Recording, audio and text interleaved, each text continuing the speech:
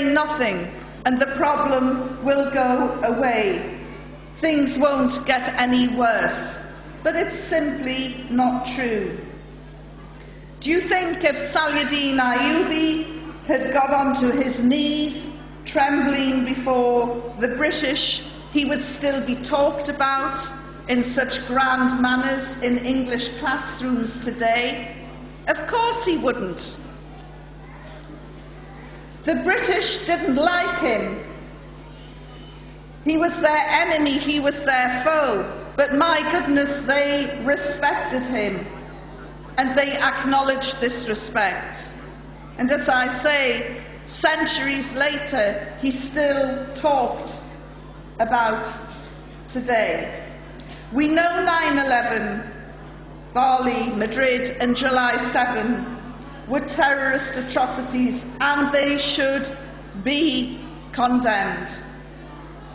But how many Muslims continue to condemn the jihadists who today are fighting in defense of Muslim lands? And this is supported under international law, by the way. What would you do if somebody broke into your house? Would you sit back and do nothing? Of course you wouldn't. It would be your right to defend your property. The jihad that we're witnessing in Palestine, Iraq, Afghanistan, Kashmir and Chechnya is something noble. It's a just war against tyranny, not to be confused with the crazy actions that unfolded on 9/11 in Bali, in Spain and elsewhere. The actions of those who are fighting in defense of Muslim lands poses absolutely no threat to the West or Western lifestyles.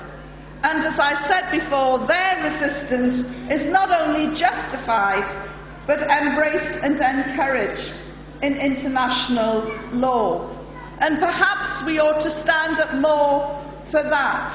Perhaps we ought to stand up more for our brothers and sisters in Palestine who've been driven to such desperate measures that they're tearing down walls to get to basic food in Egypt. I think more and more young Muslims are waking up with the realization that it isn't terrorism or extremism which is being targeted, but Islam itself. And it's really up to the Ummah to lead and inspire our youth, just as our beloved Prophet, peace be upon him, led and inspired millions and continues to do so. And the reason why I was delighted to be invited to this special event today is because I know that I'm talking to the backbone of the Ummah. I know that I'm talking to the real madrasa in Islam, the mothers of the future. Sisters are absolutely incredible.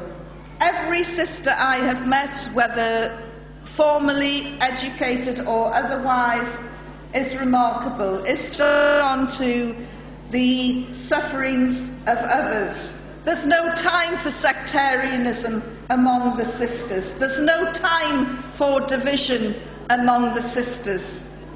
Whenever I have been with a group of sisters, I'm never asked, are you Sunni, are you Shia, are you Sufi? We are sisters, and we need to get this unity to the other half of the Ummah, to our brothers who do seem to get dragged down into sectarianism. We have to stop the stereotyping of political Islam and its followers. Islam is not evil, nor does it promote terrorism, nor does it breed religious fanatics. That's a bit like me demonizing every single man because all men are rapists. Sorry, all rapists are men. I do apologize.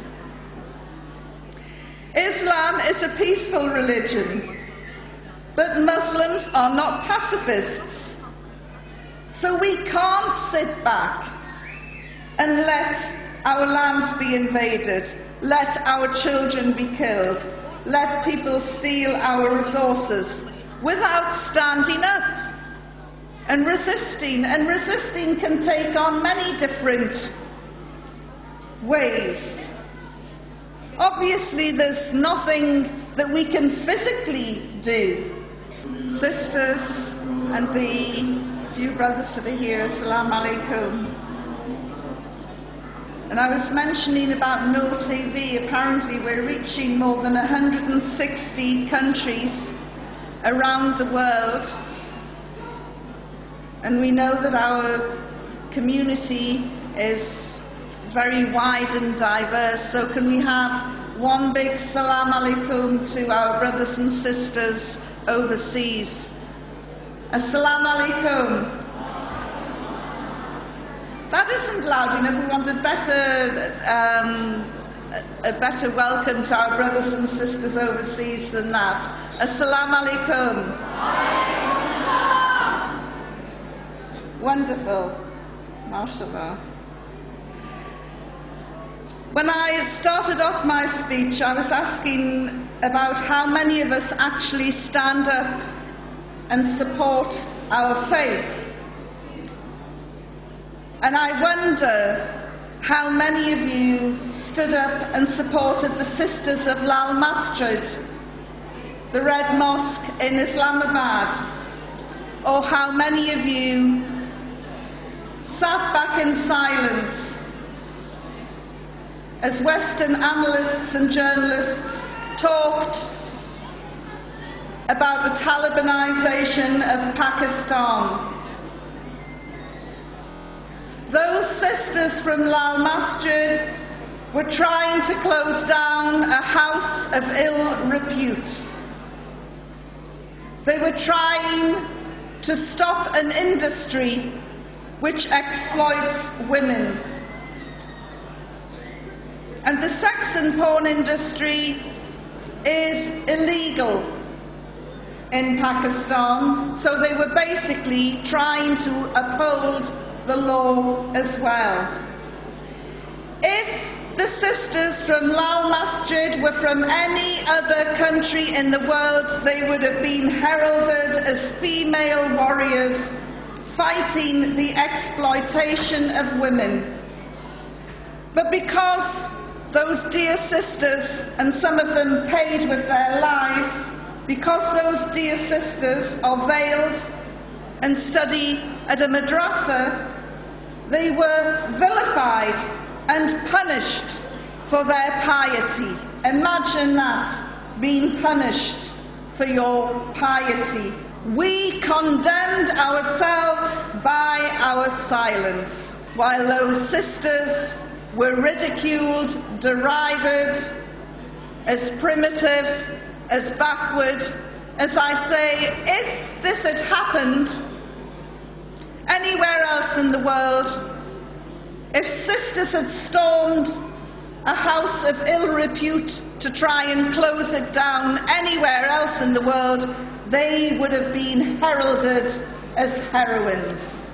There is a Quranic verse urging Muslims to stand up firmly for justice as witnesses to Allah, even